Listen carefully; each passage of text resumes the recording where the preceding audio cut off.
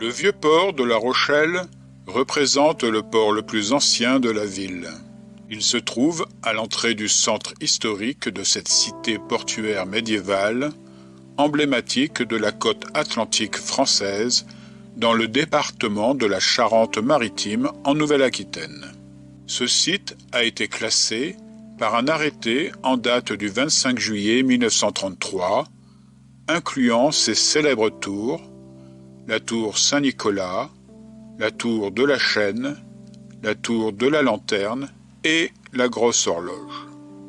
La Grosse Horloge de La Rochelle est une porte historique qui remonte à l'enceinte initiale construite sous Guillaume X. Avec l'expansion de la ville, cette porte a perdu son utilité. En 1478, elle a été dotée d'une cloche et d'une horloge, devenant ainsi le beffroi de la ville, remplaçant la porte de Malvaux. La Grosse Horloge est protégée en tant que monument historique depuis un arrêté du 13 décembre 1978.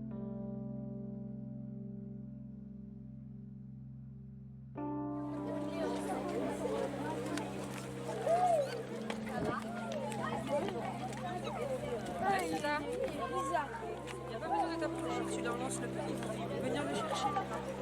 Il n'y a pas besoin d'aller te jeter à l'eau pour leur donner. Eux ils volent, hein. S'ils me tombent, ils vont s'envoler. Ouais, mais je peux pas te lâcher parce que j'ai pas confiance. T'écoutes pas. Regarde les mouettes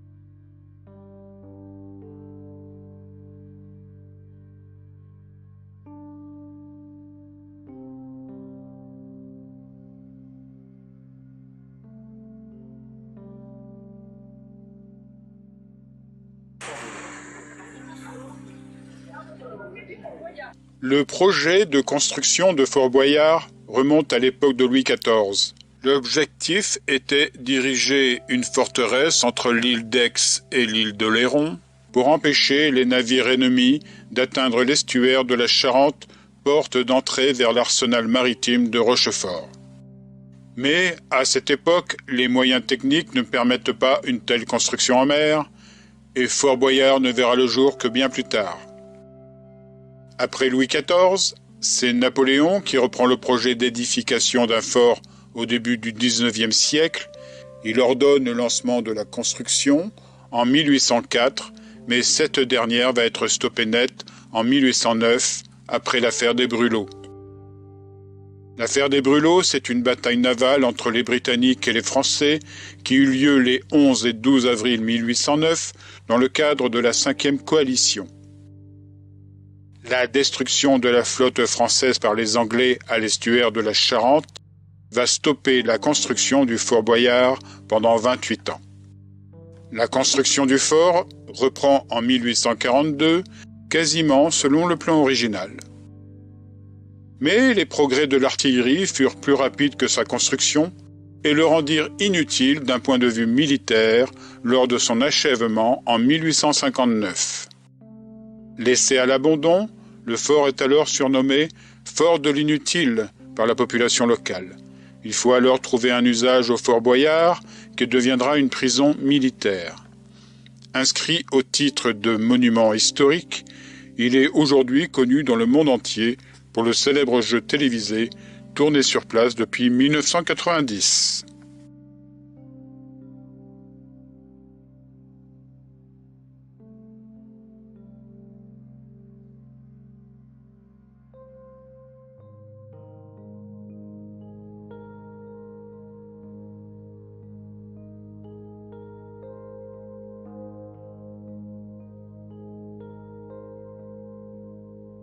La commune Île-d'Aix est un village fortifié qui s'étend sur toute la superficie de l'île. En 1815, suite à sa défaite à Waterloo, l'empereur se retrouve dans une situation désespérée. Conscient de sa défaite, il abdique le 22 juin. En fuyant la capitale, Napoléon se dirige vers l'île d'Aix, où il réside du 12 au 15 juillet, dans la résidence du commandant. Capturé par les Anglais, l'empereur est exilé sur l'île de Sainte-Hélène. Il ne retournera jamais en France de son vivant. L'île d'Aix demeure ainsi son ultime refuge sur le sol français.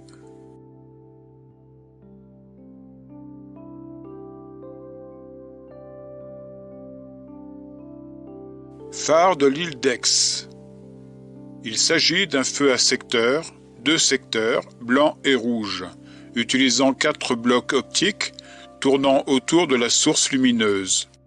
La tour Est, en service depuis 1889, porte le feu, tandis que la tour Ouest porte le filtre permettant de générer le secteur rouge depuis 1906.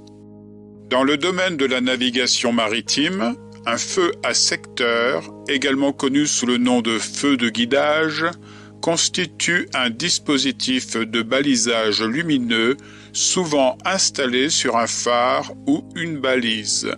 Ce type de feu émet un faisceau lumineux dont la couleur varie en fonction de la position de l'observateur.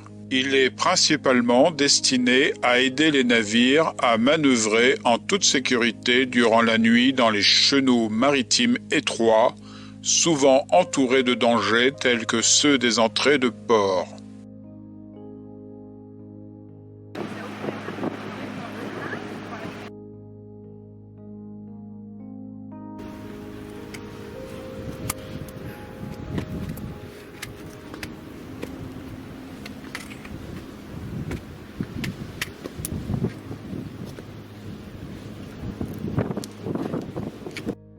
Les 2 tours qui composent le phare sont surnommées les géants de l'île.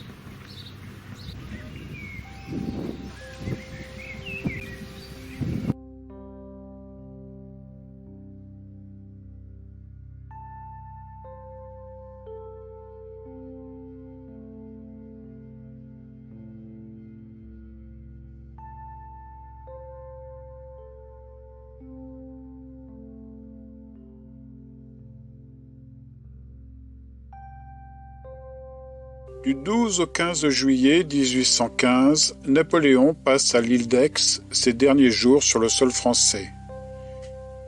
Il habite dans le bâtiment qu'il a fait construire pour le commandant de la place, aujourd'hui le musée napoléonien, avant d'embarquer sur le Bellérophon pour l'Angleterre, d'où il partira en exil à l'île de Sainte-Hélène. Il y décédera 6 ans plus tard, le 5 mai 1821.